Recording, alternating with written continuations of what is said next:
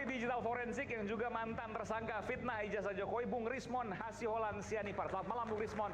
Nah ini bukunya, ini saya belum dapat juga nih. Boleh saya, ini buat saya boleh? Boleh Bang, Oke. boleh. Boleh? Ya. Loh kok pakai orange? Ini kan untuk saya, Maksudnya? Coba. ex tersangka Oke. karena restoratif justice nih. Oke, restoratif justice. Ini. Jadi bukan untuk Pak Roy, untuk saya. Mantan tersangka harusnya pakai baju orange, tapi karena restoratif justice enggak. Oke. Makanya saya mengajak Pak Roy, ya kan? Dan selaku tidak ada bekas teman, kita tetap berjuang meskipun di jalan yang berbeda. Oke, luar biasa. gitu loh. Kita berikan tepuk tangan untuk Bung Roy dan Bung Rismon. Ini pertama kali bertemu setelah buku ini ada, ya. Setelah buku ini terbit, ini baru ya. Iya, Bang. Otentikasi ijazah Joko Widodo, sebuah kajian forensik digital oleh Rismon Hasiholan Sianipar. Ini buku terbaru. Yang dibilang Pak Roy buku pesanan katanya. Buku pesanan. Nanti kita bedah juga buku ini. Jadi kurang lebih buku ini menunjukkan bahwa ijazah Pak Jokowi itu asli, kurang lebih gitu, Bung Rismon ya. Iya Bang, nanti kan dibantah Pak Roy. Sebaliknya kan gitu. Oke, nanti kita lihat sama-sama. Kita berikan tepuk tangan untuk Bung Roy dan juga Bung Rismon.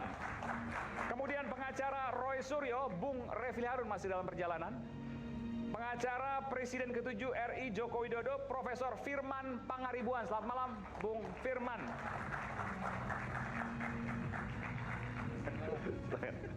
Udah dapat buku ini belum pasti kan? Belum, baru. Ini luar biasa tebel juga ini. Silakan, Bung Firman. Kemudian saya panggilkan juga pengacara Tifauzia Tiasuma, Bung Abdullah Al-Katiri. Selamat malam, Bung Al-Katiri. Jadi sudah sidang keberapa nih, Dokter Tifa? Dokter Tifa ketiga Kurang lebih ya, oke. Ya. Sementara Bung Roy 3 pra peradilan, 2, hampir 3, oke. Yang ketiga jadi?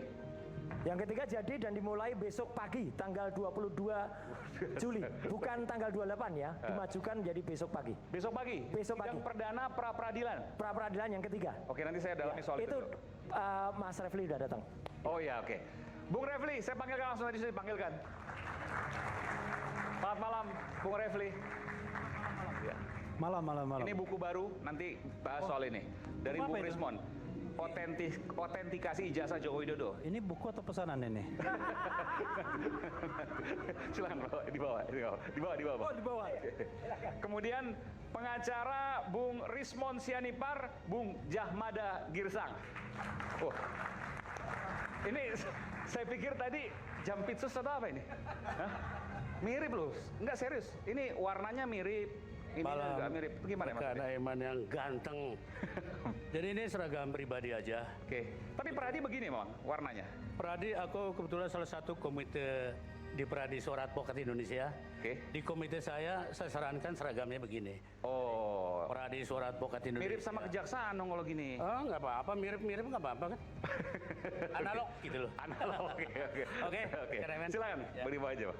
Di bawah. Oke. Terima kasih, kita berikan tangan untuk narasumber kita dan juga bersama dengan para mahasiswa, 2 ahli pidana, pakar hukum pidana Profesor Erdianto Effendi. Selamat malam, Prof. Salah satu yang kemudian juga hadir pada saat pra peradilan, dan juga pakar hukum pidana Bung Didit Wijayanto Wijaya. Selamat malam, Bung Didit. Baik, saya ke Mas Roy dulu sebelum ke Bung Rismon. Boleh? Respon dulu aja. Soal pra peradilan. Kan yang katanya mau pamer buku. Pak Roy dulu lah. Ya, Pak Rismon dulu lah. Yang paling pakar kan. Yaudah, oke, karena saya pegang buku, saya ke Bung Rismon. Bung Rismon, ceritakan kepada publik apa intisari dari buku setebal berapa ini? Sampai 700 halaman lebih. Iya. 706, oh luar. 710 kurang lebih. Sebelum ke situ bisa saya? Boleh, silakan. Jadi apa yang dibantah selama ini menurut saya ada penyesatan publik ya, bahwa yang diupload Dian Sandi Utama bahwa dialah pemilik data. Nah ini penyesatan publik. Dalam rezim digital itu ada kepemilikan itu dikategorikan dari beberapa. Yang pertama adalah data owner, pemilik data. Artinya apa?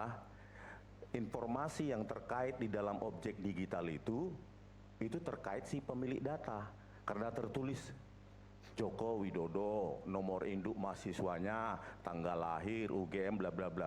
Maka pemilik datanya adalah Pak Jokowi. Yang kedua, ada media owner, di mana dia disimpan. Bisa di flash disk, bisa di cloud, bisa di memory card. Dalam hal ini, ya server X. Karena Dian Sandi Utama menguploadnya ke X, maka media ownernya adalah X. Itu yang kedua, kategori kedua. Yang ketiga, saya ingatnya cuma beberapa ya. Yang ketiga adalah file creator, si pencipta file.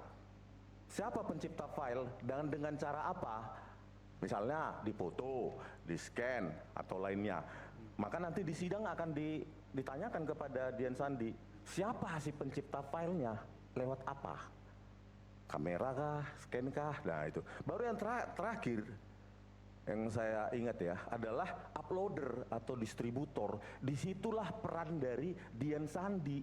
Jadi bedakan uploader dengan data owner itu jauh. Uploader adalah si pengupload, distributor.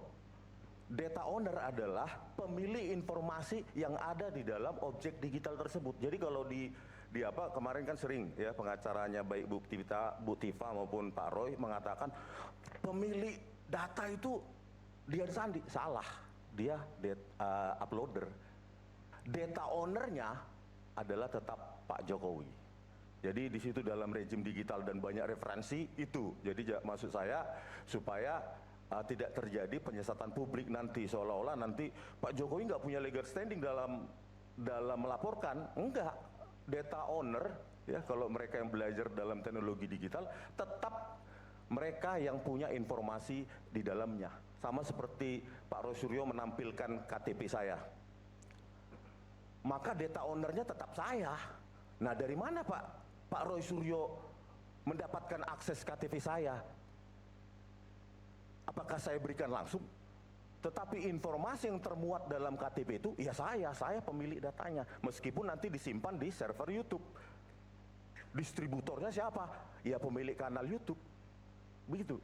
Ya, jadi itu perlu saya luruskan supaya tidak lagi menjadi perdebatan. Iya, poinnya di sini adalah karena mengubah.